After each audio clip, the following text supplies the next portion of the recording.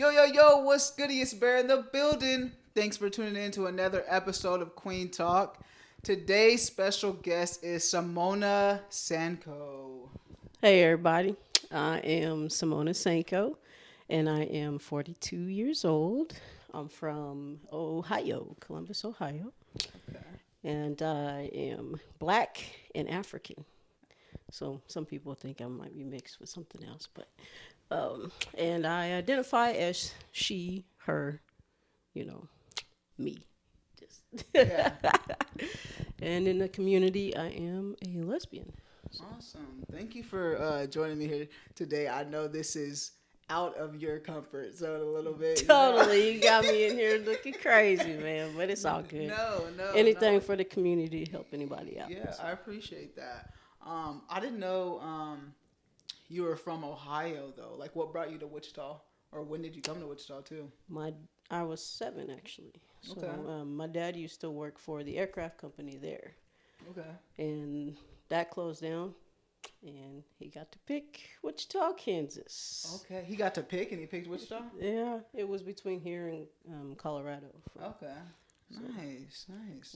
So, what does your background of the community look like? Like, what's your story of coming out? Well, let's see. I was 18 ish. And you went to South High, right? I did go to South High. Okay. Actually, I started at Heights. Okay. We were in Heights District at first, and then Mom moved. I did not want to move, but Yeah. I met some great people at South High. Good. So, I first came out to my best friends, and I found out through me coming out to them, they were also Okay. part of the gay community. So we did like a 3-way call. Okay. But then I told moms, but I told her I was bisexual at the time. So, Okay. but I knew that wasn't the case. Yeah. So went off to college, came back, met my first girlfriend. Then I was like, Mom, I'm not bisexual. And she was like, I already knew that. I was just waiting on you. And I'm like, oh, okay. So, what did that conversation look like with your mom when you told her? She always, as growing up, she's always told me, it don't matter what your sexuality is. I got your back. So she told you that before even coming out. So way, she might have had way her she already had the idea, but I still was trying to do what the proper was, and I just figured finally by the time I went off to college, I need to live my own life. So yeah. And your father, what was that conversation like with him?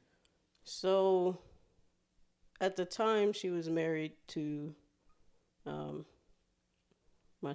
not my stepdad now, because he's deceased, the one that I came out to. So if I remember correctly, he was cool, but from my understanding in the background, he wasn't, so okay with it. Okay. But he never showed it towards me. So okay, that was cool. Do you have any siblings? I do. Okay. I've got, there's a lot of them. So I have an older brother that was in Africa. I haven't met him before. And then I have 5 brothers below me. Okay. I'm the only girl. Oh, okay. The only female. The only female. So you had high expectations for yourself, being the only female. In a sense, because being that the older brother, he's through a different dad than the brother that I've actually grown up with. Okay. So the other 4 that's under him is with my father. So okay. I have 6 brothers from my father, and then me and my brother that I've grown up with, we have the same mom but different dads. Okay. So the father that you said you told and then wasn't really with it behind closed doors, is that your biological father? No, okay. My biological father lives in Columbus, Ohio, and he took me in. I didn't really have a coming out. It was like, hey, Dad, meet my girlfriend, Yeah. type thing. And he was cool So with it. yeah, he was cool with it. He accepted him in. So, How is your siblings with you being a lesbian? they're good. They're good. They're Yeah. okay with it. Yeah. They don't see no different. That's So, good.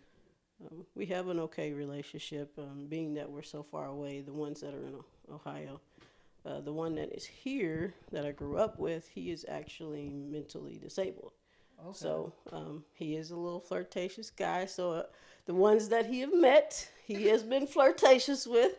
So I take that as, hey, it is what it is. Yeah, he's cool with it too. Yep. That's So, awesome. With you, like you said, you didn't have your first girlfriend till you like were out of college. no, it would have been after my first year of college. Okay. So in 1999, 2000. Okay. And what prior to that, like what made you what was like your earliest memories of like I feel like I like girls? Grade. Seventh grade. Seventh grade. I had a crush on one of my best friends. Yeah. Found out later she had a crush Okay, on me so too. that's the one that was the three. No, Oh, it's a different one. it's a different one. Okay. Different one. Without even knowing, you just. Yep. Okay. I did. I had the boyfriends in seventh grade, Yeah. and but it just didn't feel right. Yeah. But that first girl crush, I was like, man. But at that time, you couldn't come out. Yeah. That wasn't the thing to do. You would get teased. Yeah. So is that what made you refrain from coming out? Like, what seventh grade is when you had like your earliest memory of having a crush. What were the signs of you not wanting to be open? mainly, it was religion. Okay. That was the main thing. I had to be okay with my spiritual side first. Once I got okay with that and understood that I was created by God and He created me in His way, doesn't matter what anybody else says. Yeah. He's gonna love me regardless. Yeah. So once I came to conclusion with that, it was I was done, Yeah. gone. What was that process like for you to get there? Because I feel like in the Black communities, especially, like that was with me too, like finding that and navigating my way. What did that process look like for you to get to where you were with your relationship with God? It was one, being comfortable with myself, just being okay with it's okay to be different. The other thing was, again, He created me. He couldn't have gone wrong. Right. So Right. why is there an issue? Yeah. That's it. Yeah. Like, did you go to church? Was there churches that you went to growing up and stuff like that? That you still do you still go to church today too? every once in a while, I get on the YouTube usually. I attend Delrose. So sometimes I do go. Like I said, most of the time it's on YouTube. Watch it online. So Do you feel like you watch an online church because you're not comfortable with going in person, or is that just how it just happens to be? You just like go on. it's because of how my life runs. Just busy. I don't believe in going to church when you're extremely tired because I will be that one to pass out. So I think that's very disrespectful. Yeah. So I would prefer to be at home, and not worry about that portion. Plus, I can hit rewind if I need to, Yeah. and be able to enjoy and not feel so bad about going to sleep. Right. Yeah. So So you would feel comfortable with like going to Yes. church in person and yes, stuff. I do. I do feel very comfortable at Delrose Good. going to church. So Delrose is in Wichita, Kansas. Yes. Okay. What denomination is that? It's not. Oh, okay. Well, it's United Methodist. Okay. Okay. So yeah. Nice. What made you feel comfortable in that church? Just the people that are there. Yeah. If they do have an issue, it doesn't show. Okay. They are very warming and welcoming there. So, and I'm able to dress how I want to dress and feel Okay. comfortable. Nice. I don't necessarily have to go in a suit or a dress or anything like that. I can just be comfortable. Come as you are. Yeah. Basically. Is it what's the ethnicity of the church? It's black. Black? Okay. Yeah. All right, I've been trying. There are so little different other nationalities that come every so often, but it's mainly All black. right, I've been looking for like a church to go to in person. I go to church online as well, just because honestly I haven't been comfortable. I haven't found a church that I'm comfortable with going to in person. So thank you for Yes, that. no I will. problem. I will definitely check that out. Yeah. You mentioned work. Are you a rad tech? I am. Okay. Okay. How is that like being in the medical field and like navigating as a person of color who is also queer too? Like, what does that look like for you? Um, well, I haven't come personally into an issue. Okay. So I've been very lucky with that. Though I still, in the back of my mind, wonder, do people have a problem? I don't just automatically talk about my personal life when it comes to the community. Mm-hmm. I have to see, are people okay with that? Right. Give it a filler. Or yeah, pretty much. But where I work at now, my life kind of done a full circle. Mm-hmm. So I've worked with the people already somewhere else at another hospital, Okay. or a couple of them were my X-ray instructors Okay. Nice. when I was in school. So they already knew who I was. I knew I could be comfortable already, and I had a couple of classmates also. So. Oh, nice. So you went to Fort Hayes, is that right? Or That was later. To actually initially get your associate's degree, I went to Newman. okay, you went to Newman. I went to Newman. Okay. I was about that. How was that? Like Newman being a Catholic school, what was? And you're out at that point, right? Like Yes, I was out at that point. And that was the year that you did you find your girlfriend at Newman or? No. Oh, okay. No. My first girlfriend was actually a mutual friend. Okay. A friend of a friend's friend. Okay. Pretty much. That happened. So I initially went to Highland Community College from 99 to 2001. When I came back for the summertime in 2000, that's when I found my first girlfriend. But X-ray school happened in 2006. I started there at Newman. So I had a girlfriend at the time, but that was my second girlfriend. Not the first one. But I was going to a Catholic school. I don't know. There you have to take some type of religious course. Okay. And I was very skeptical about that. I didn't want to be, somebody tell me, well, you have to be like this. And, yeah. But I actually learned a lot. They weren't like that. So I was Okay, very that's surprised. good. They're like, oh, man. I was nervous. Yeah. But it turned out good. I can't complain. So, like, did you feel... So, Newman is also just, like, there's not a lot of people of color on the campus. So, did you feel, like, comfortable in all of your identities there at Newman? Or what was that? Did they know? And did they know that you were... I mean, the way they could assume by the way that I dressed. But okay, I didn't so really... you didn't hide? No. Okay. No, not at all. As far as... I only had that one class because by then I had already had all my prereqs. From Highland? Yeah. Okay. So, I just, be me. That was it. It didn't seem like anybody was racist, Good. They didn't show it anyways. Yeah. If they were, my classmates for X-ray, we were together, for the entire 2 years. So it was like a family.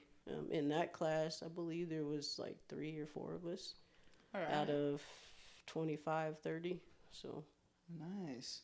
So that's good. I mean, whenever I think of just like a Catholic school and just like my identity and like how I identify, like it scares me. So I just like hearing it from you. So it is a community there that for your experience, it was comfortable for you. Good. Let's see. You said you're a rad tech. Are you a mechanic too? Wait, time out. Yeah. Are you a mechanic too? well, I wouldn't say that much. Yeah, but time out. You went to WSU Tech, right? I'm currently still there. I Okay. graduate this May. So it's almost over. Okay, and it's for mechanic? Yes, it's for mechanic. I'm getting an associate's in auto mechanic. But I won't be certified. I'll have like some areas where I'm certified as a, oh shoot, what's the word I'm looking for? As a new person. So other than that, I'll just mainly have the degree. I'm looking to hopefully have a mobile service started just to kind of help out people just with the basic stuff. I'm not trying to get into all the extra hardcore stuff. I'm an X-ray tech. Still, I keep my hands still looking pretty. Okay, so you are still pursuing like the rad tech. What made you pick up mechanical school? I've always loved working on cars. Yeah. But there came a time where I was working on a Mini Cooper. Okay. Supposed to do a pulley change deal, and I looked on YouTube, because that's the best place to go. Saw a few videos, told me what to do. So there's that center pin you got to pull out. Well, I thought. Pulled it out, and it made the timing chain drop. So I couldn't even put the pulley back in.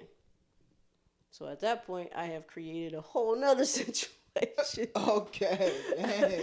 Had to get on Facebook, find some people who work on Mini Coopers, like, yo, this is what happened. This is where I'm at. What do I got to do? And I did eventually find somebody who helped me. That car was down for a month or a little over. So I said, I need to try to get some basic, boundaries there. And so I got in, and here I am. Okay. So that's all gibberish to me, like what you're speaking right now. So the little circular thing. I'm not that handy person. Dude, are you pretty handy? Like, I feel like when I get into relationships, women expect me to be this handy person. That's not me. Like, I'm not that person. But you are. I am that person. Living paycheck to paycheck. You have to figure it out on your own. Right, yeah. You don't have the money to pay these experts. Yeah. So it's really the man's field. And when I got in that class, I was the only girl. Oh, you were the only girl at the WSU. And the only black person. Oh. So, but the guys were great. I got a family out of those guys, because you end up going the whole time with the same people until each of you graduate, because you don't really start at the same exact time in the same classes. So some of them had already been there for a year, or they have already taken another class or two before me. So a lot of them are already been working on cars for forever and a day. So if I had questions or I needed to figure something out, they were there for me, and we still keep contact even now. Now that I'm at the end, I'm all by myself, and I have started out with a whole new group of people. But now there's 3 girls in the class that I'm in now. So, and we're all 3 black. That's dope. There's a few black guys in there too. So. Good. So it's coming up. Yeah, it's coming up. Good. I'm always the kids that I work with. I'm always telling them, like, if you're trying to find something that's always needed, like a mechanic and an engineer, IT, like those are the ones to go to. And obviously, like in the medical field, as we've seen with like COVID and stuff like that, like I'm always pushing them to get in something like that for sure. Yeah, because jump in the hospitals. Yeah. No matter what job, everybody's job is important. They might not think so, but it is. Yeah. So. Yeah. Well, that's good for you, and like you being that role model for those other girls that came in there, seeing somebody like you didn't have nobody when you came in there. No, so. I didn't. And I just, those guys, they made me feel comfortable, and that was the one thing they said. Once we're gone, make sure the new group that they feel comfortable too when they come in, and that's what I tried to carry on. So I feel like with your family dynamic of how you came out, like everyone was pretty open and no one, you didn't have a hard time of No, saying no, not even the family back in Ohio. You know, I took my girlfriend there, and they were welcoming with open arms. You know, there was nothing that could be like, no, it? Yeah. this is not right. And I love that. I love that about my family. So, And you guys are still, you have a pretty close knit family too. yeah, for the distance that we have, yeah, most definitely. When you, is your family like really religious as well? I wouldn't say that. Yeah. They are religious, but it's not hardcore. Okay. So with your mom, what was your fear of telling her? Like you said, she always was pretty open and honest. So do you think it was just the religion aspect of it, or do you think it was? No, it was. Yeah, she was making me comfortable, but is that really, how she truly feels? It was the doubt. Even though me and my mom, we have a close relationship, there was always still, moms love you. They're going to love you for, but is it still really okay? Yeah. And I just had to, it's not about her anymore. It's about me. I have to live my truth, Right. my life. If she doesn't accept it, I'll have to accept that.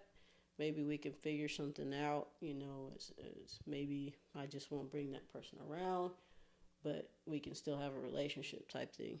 But no, she welcomed it with open arms. I'm also an entertainer and male illusionist in the community, and she has my back fully with that. So I was going to talk about that. Male illusionist, that's what the proper term is for like the drag for okay. Instead of drag king and drag queen, it's female illusionist and female illusionist and male. What is the difference between female illusionist and male illusionist? So female illusionist would be the guys dressing as women, and then male illusionist would be the girls dressing as guys. So instead of drag, that's so it's still that. So you have your proper term, your political term, and then you have your everyday term, drag king, drag queen. Okay, so that's like the proper way to say it. That was male illusionist. Okay. Yeah. How did you get into that? I actually saw a good friend of mine. Actually, my first girlfriend was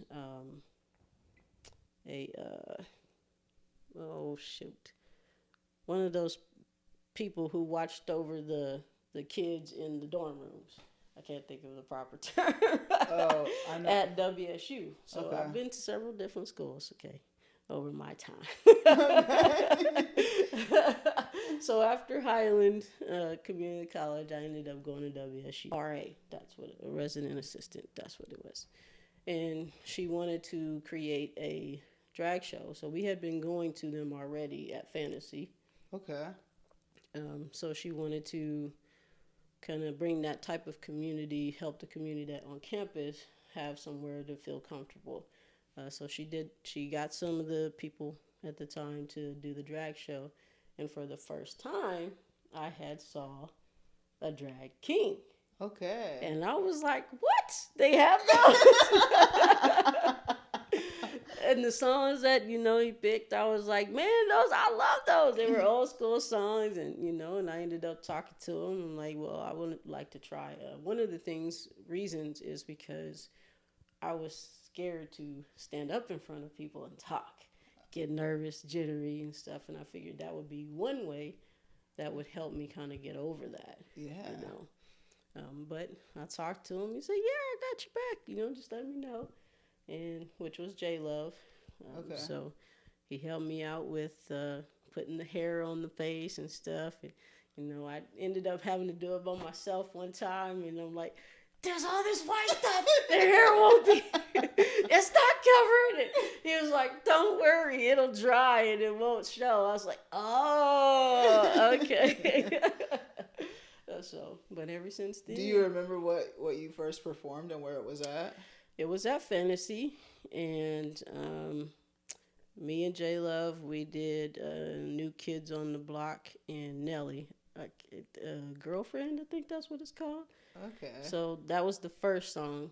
So, she kind of helped me out Yeah. being on stage for the first time. And then I can't remember what my second song is. I'm pretty sure it was a Nellen song, though. Yeah. And you still do that now, right? I do. So I started when I was 21, 22, I believe. So 20 years. Nice. Yep. Is it? Have you like traveled with it too? Or? Yeah. I've been to Oklahoma, as far as states wise, and then I've been to McPherson, Hutchinson, Kansas, Gardner, Kansas. Do you have a different name that you go by? Yes. And what's your name? Thug Passion. Thug Passion. Thug Passion. What made you choose Thug Passion? At the time I came out, I was dressing in baggy clothes, thug-ish way. And then I've always been a loving, passionate person, so I just put the two together, and there he is. Thug Passion. I like it. I like it. I've actually seen you perform a few times. I went with my mom one time, and it got a little out of hand. But did she like it? She loved it. She loved it. I good. still have a video. It was her birthday. And you gave her a lap dance. That sounds like Thug Passion. All right, that sounds like him. Always trying to make people feel special. Yeah. I've got 3, 4, or 5 minutes on stage, and sometimes it's the songs you pick. They touch people. Yeah. And that's all I'm looking for to do is make them feel special at that moment and get off stage, and I keep moving.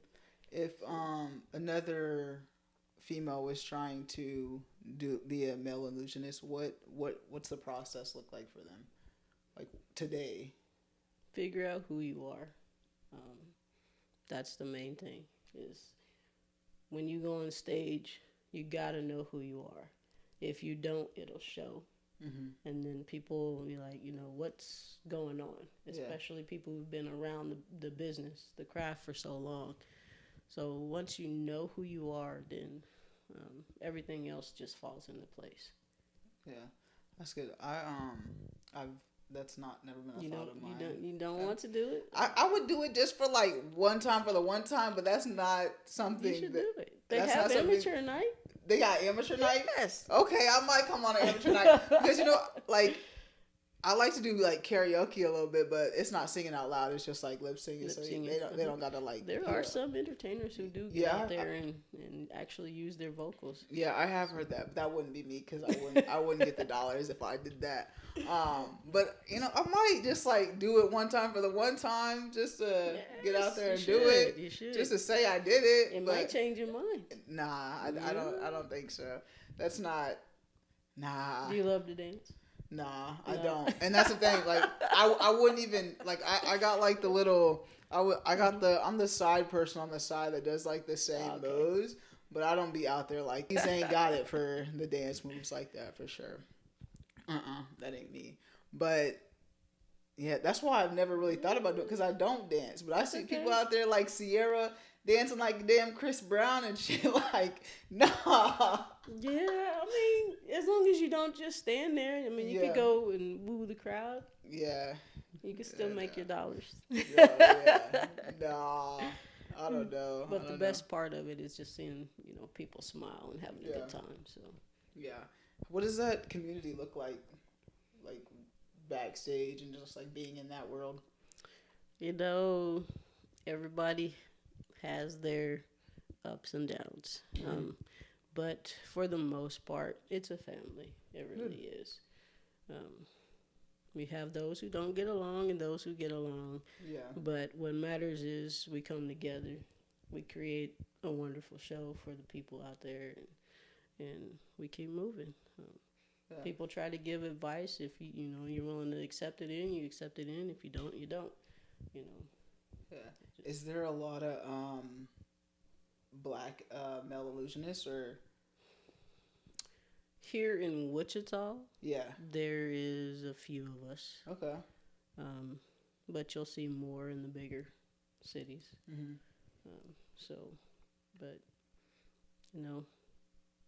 We are who we are. Yeah, yeah. I'll have to. When's your next show? I am actually taking a break. I am going to go out for Mr. Salt City Pride Okay. 2024. So I'm putting all my focus into that. All right. I just have, well, I guess there's one quote unquote show. I'm doing Salina Pride on June 2nd, I believe it is. Is Wichita? So, I just tried to look up Wichita. I didn't see any information on Wichita Pride. All I seen was uh, a thing that a form that you can fill out to give ideas for 2024 prom. But I didn't see, or not prom, Pride. But I haven't seen anything. Have you heard? I haven't heard much of anything. It's been a long time since I've been a part of Wichita Pride. Okay. And they've gone through, different changes. Mm-hmm. And so I just catch who I can catch. Yeah. That's pretty much what my thing is. I get out there. I just want to get my name out there. I want to, make people happy in different cities. If I can get in other states, that would be great. But, all in all, if they've never seen you, they got to take a risk on you. Right, yeah. And some people just aren't willing to do that. Yeah. So it's great to video yourself if you can, Mm-hmm. so you can get them out there. So when you do go to other states, you say, yeah, what do I got to do to be in your show? Mm-hmm. And you could show them, what you can do, and hopefully you go from there. But usually it comes from people coming here and seeing you, and they got to get a feel for your personality, because you don't want to bring somebody who's going to cause trouble. Yeah. So, but around Kansas, I'm dibbling and dabbling each year. So. And is that what you do? Like for the Salina Pride, is that what you did? Like you sent your information to them to get it, or they just reached out to you for the? Actually, Candy Kane is a very big person in our community. She's done a lot of prides and pageants, and I'm pretty good friends with her, and so they reached out to her, and she's the one who put the list together. Okay, nice. So she's also in the community, but yeah. So she hit me up. Hey, Salina Pride, you willing to? Is this your first time going to Salina Pride, or have you been there? Okay. It is. Have you heard about it? Like, is it Salina's not? It's not that small. Like, it's a pretty fairly sized town. So. From my understanding, they're rebuilding. Okay. Just so I'm just going and that's out June there. 2nd? June 2nd. All right. Yeah. I hope Wichita does something like. I do too. I usually don't find out until it's too late. Yeah. But we used to do it in June, and then at some point it got pushed more to like September because of the heat and everything. Yeah. And then after that, I kind of fell off. I don't know if it's just due to advertisement or, I don't know what's going on. But I just... Yeah. I did see that there's a bar crawl, I think. Like a Wichita Pride bar crawl. Really? Yeah, I did see that. I literally just seen it today. I think it's sometime in June, too. It's sometime in June. But, because I was looking up to see if there was any Pride events, and then that popped up. So, yeah. Usually it's all the smaller cities for Pride in June, for Kansas anyways. Yeah. As far as Wichita goes, it's just... Yeah. You just got to keep your eyes out. Right, yeah. Well, hopefully it gets better and picks up. Because it is like, you get to just...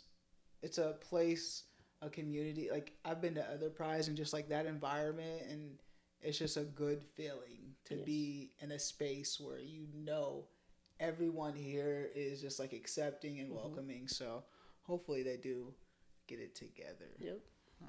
Yeah, I felt like that, at Hutch. That's why I keep going back.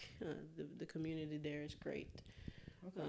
But being that I'm doing their pageant, I can't perform. So, Gardner, the community there, I believe it was their second one when I went. Wonderful people, very welcoming. I did McPherson for the first time last year. I was kind of like, traveling zip, Yeah. zip, zip last year. In all the around little in June. towns. Yeah, I was trying to. But they were very welcoming also. So even though they're little towns, they're the community is still felt like family. Good, good. That's good that within the community, like, it is family too. Go to like the shows and stuff. People are really like, the performers are really nice. Mm-hmm. Like, they don't ever rub me the wrong way. Like, That's good. they're rude or anything like that. So I know when I first started, I felt like a celebrity because I was working at Walmart at the time.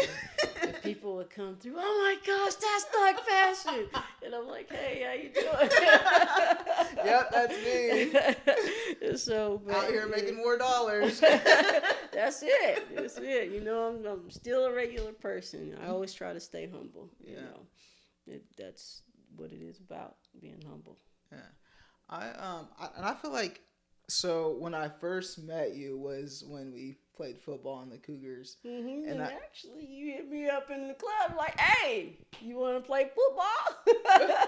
Oh, I did. Yeah, you're the one who was like, let's play. You want to play football? Football? Yeah. Okay. Yeah. And I just like felt like a really good connection with you then. And I don't know, like, I haven't really like hung out and hit you up since then. That was 2016 when I was looking. That was 2016 we were playing. A long time ago. Yeah, and I was like, I've been in Wichita that long because that was like the year I got to Wichita, like a year after that. So I had been in Wichita already a year, so 2015. But I was like, yeah, 2016. It's almost time for me to make my way. Move around. Just travel. Yeah. Keep your base here and just travel. See, and like my base, I realize I need more representation where my base is. I understand. And that's why I gotta go, cause I've been in pretty much a town like this all my life. So I grew up in El Dorado, Kansas. So it's even worse than Wichita. Okay. And so it's just like I gotta switch it up. I gotta switch it up. Like, I'm out here yearning for representation for sure. And it's really hard to find here in Wichita, like, where you can go to a place and know 90% of the people look like you, or they got the brunch spot. Nana with the brunch. Have you been over to Hangover Brunch yet? No, I have not. He's building something good. Like, you would love that. It's like grown folks. It's a hangover brunch, but they're still not gay. So they're people of color, right? Yeah. But they're still not gay. So it's just like I'm trying to find it all. I need to be in a space that, like, you get me 100%, and I don't have to feel like I'm hearing microaggressions multiple times a day. You know what I mean? Like, I don't know. Just for me, I'm just like over that. For real, I'm creating this, so it makes sense. Well, you said you went to California. Did you get to experience the community there? Yes, I did. Was it fulfilled? That's why I'm trying to get out, because that's literally why I went to WeHo, and then it was the first time I had seen multiple people of color that was gay, and like I was just like, I don't know. I really had to just like contain myself with just like how overwhelmed it was, just because seeing so many people. It was like I know we're out. Like, I've been to Atlanta too, like to an Atlanta club too, and I was the same way. Like, when I went there and I seen just like different people that you wouldn't even assume were gay, like on the outside, but they are. So that's when I came back here. I was like, "Oh, y'all gay. Y'all all gay." I was like, "Y'all just hiding it. Y'all are out here just hiding it," because I just like everybody from all different walks of life are just like gay, and I was just like, "Yeah." It's just like open my eyes. There's so much more than what I have been seeing for 30 years of my life here in Kansas. So it's just like, yeah, and getting it just for a week isn't enough for me. Going on vacation for just a week isn't enough for me. Like, that's just how I feel. I know exactly what you mean. I went to Atlanta Black Gay Pride, Oh my And gosh. oh my God, I was like, all these people. And the men, though, the men is what really threw me for a loop. You would never thought just by looking at them that they were gay at Right. all. Yep. And I was like, wow, so I get it. I Yeah. get it. That was an experience for me. Yeah. But I guess I've never looked at it as being around, 90% of my color. For me, it's just being accepted. But I moved to DC for a little bit, and I got to go to their clubs there. And I don't know, the vibe just didn't seem very welcoming to me. I don't know if that's just, because of the area or maybe just because of the club we went to, but it just didn't seem very welcoming. Now, when I was in Atlanta for that time, everything was very welcoming. So it was two different type of experiences. Yeah. It could be because one was pride and the other one wasn't. Right. Yeah. But I don't know. Yeah, it's you brought like even being a black person who's queer entering black spaces sometimes doesn't feel very welcoming and safe.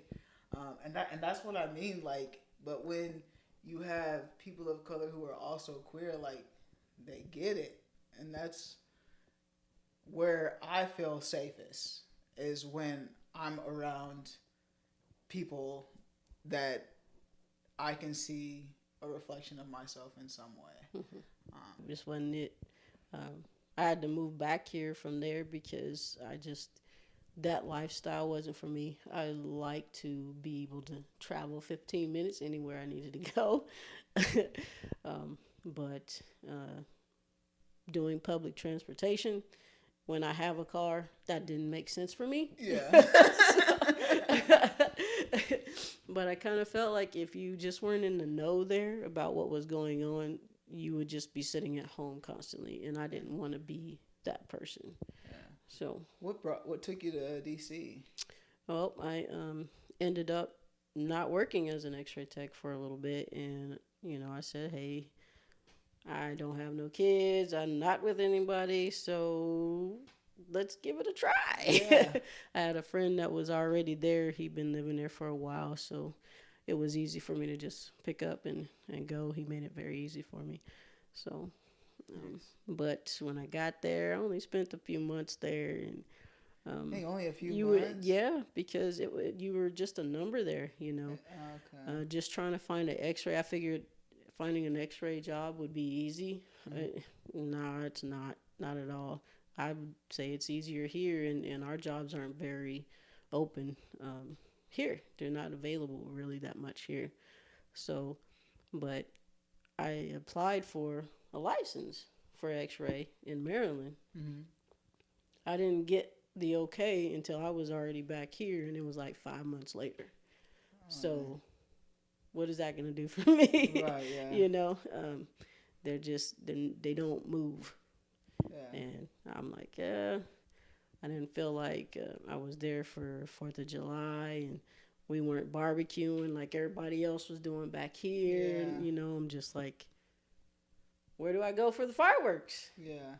I don't, so I had to come back like, this lifestyle's not for me. Yeah. One thing I will say about like the Midwest and Kansas is like that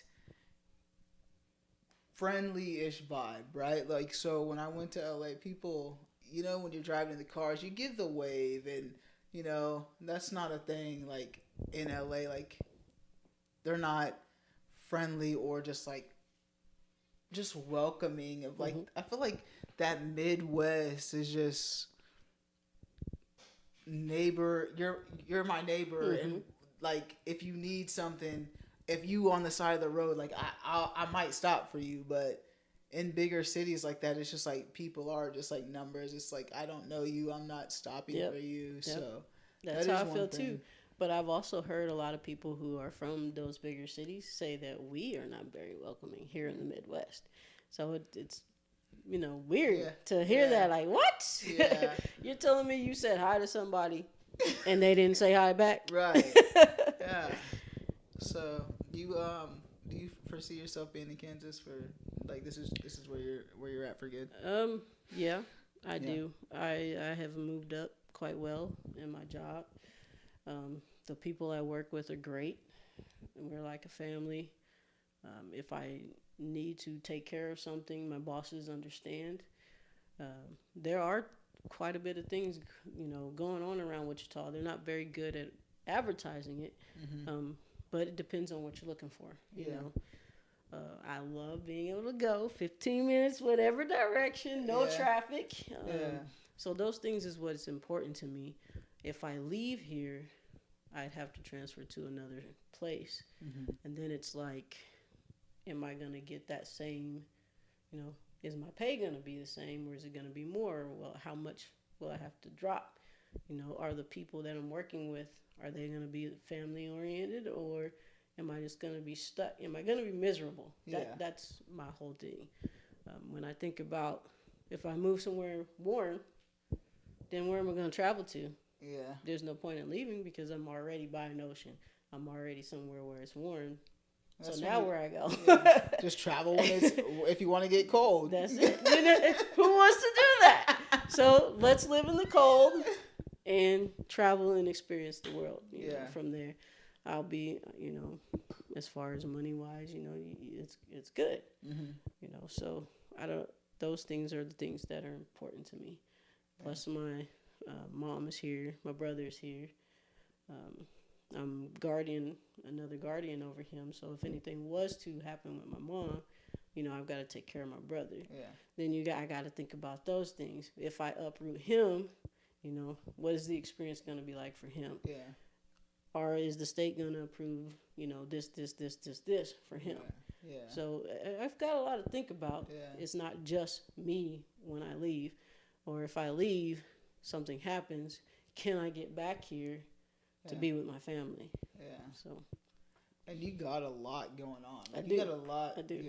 Like the school, you went to for rad tech, so you're doing that. Then the mechanic, like, it's Taking care and of the then family.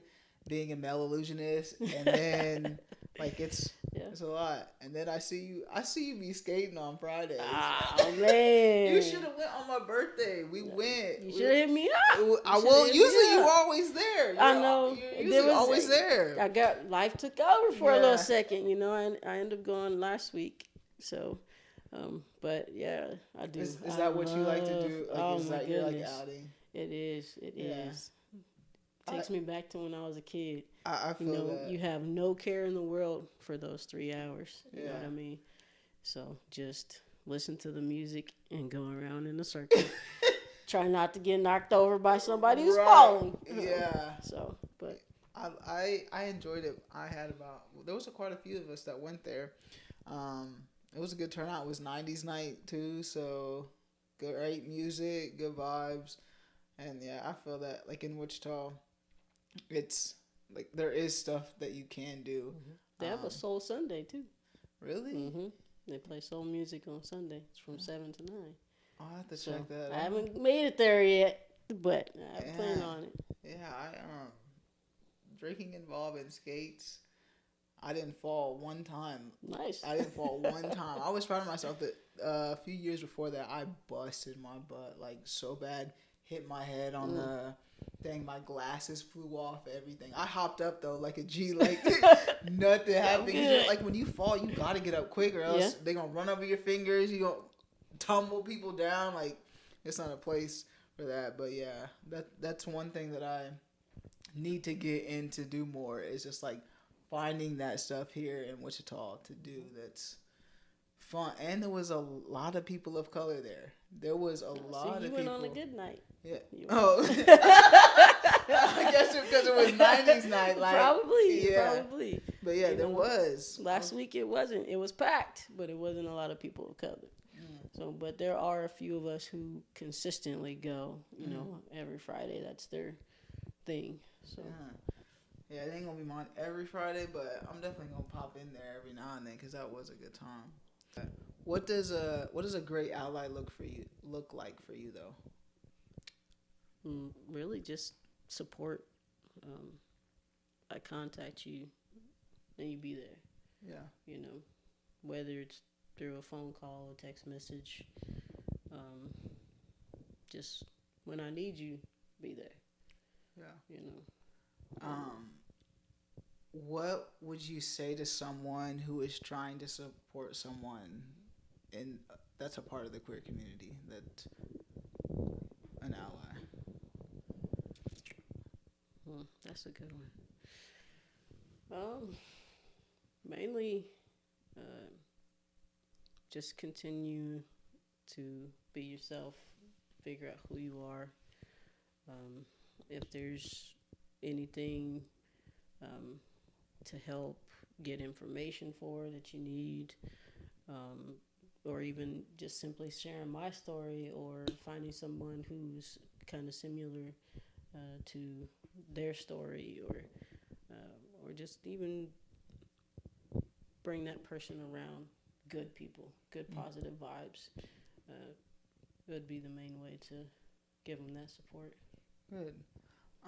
So as you discussed, like with your coming out journey, and it was hard for you to come out because of like the religion aspect of it, what would you tell someone that's navigating? Like, how can you help them in your way?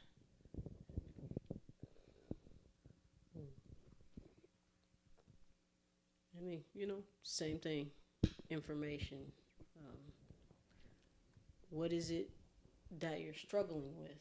Um, if there's, uh, like I said, people who can help in that way, because not everybody's situation is the same. Mm-hmm. So I may not know how to help you, but I may know somebody else who Yeah. can, or I may know where to get some information, or I might know about a support group. Hey, here's this support group that you can go to. If you want me to go with you, I'll go with you, type thing. So. Yeah. Well, Simona, I appreciate you joining me on this podcast. Getting me out here talking to these folks. No, you're just talking to me. You're just talking to me. Just having a casual conversation. But nah, I appreciate it, and I hopefully it helps some people. Like, you've been through a lot. Like, you like the different schools you've been to. You're a male illusionist, like a mechanic, rad tech. Like, there's so many things that you got going on for yourself, and you didn't let your identity stop you from pursuing those things. Like, you were the first in many of those spaces and the only one. So like, you've had to overcome a lot. So, and you're still pushing through like the barriers. So Oh yeah. You know, I didn't really put to face exactly everything that I go through or been through until I had to write a little essay for a scholarship that I was applying for. It's for minorities and for people in LGBT community. And the thing I had to write about was my struggle as a minority in the LGBT community. Mm-hmm. Well, for me, I had to look at I'm a lesbian, I'm a minority, I'm an entertainer, So when I think about when I walk into a job interview, I don't go in a skirt. Yeah. I don't go with my hair flat ironed. Right. I'm in braids, button down shirt, maybe a tie, some slacks, and that's the first thing that they see. Right. Then I also have that I am a person of color. Then, okay, well, she looks like this, so most likely she's probably a lesbian. So I've got all that, going against me already when I walk into an interview. Right. But I just be me. If I don't get the job, then it wasn't meant for me to be at that place. Right. That's how I look at it. When I started working where I am now, I was working at a primary care office, and then I picked up as a part-time working at the hospital. So I said, I want to be here at this hospital for full time. I went to my boss. What I got to do to make that happen? Well, you're gonna have to start working daytimes because you got to get more experience. Ah. So I had to take a pay cut because I had to stop working daytime some of the time at my primary care office so that I could start working. So it's a different type of struggle. It's a struggle within the community Mm-hmm. because you have people who get along and people who don't get along. Mm-hmm. So it's always a continuous struggle, no matter what, and you just have to continue being humble. Yeah, well, I appreciate that. It is hard to navigate life being a queer person of color who's also a woman. Like you're a woman too, Mm-hmm. and so I understand you completely, 100%, and what you're saying right now, and that's what this is for. Like this podcast, and just like bringing people together and showing like it doesn't matter. Like we're breaking these barriers, and we're here whether you like it or not. Like this is us. Accept us or move along. So I appreciate you doing this. yeah. So, Yeah, like I said, I know this is out of your comfort zone, so I really, really thank you for coming and doing this and supporting what I got going on too. Just supporting each other yeah. and what we do is just like it's needed, and it means a lot for me. Like that you came here and you brought me multiple people too. Like so that too. So yeah, I just thank you so much. Thank you guys for tuning in to another episode of Kueen Talk. I hope you enjoyed Simona's story and you learned a lot. Please share, like, leave a comment. Let us know what you think of this. Family, friends, strangers, love. Be nice.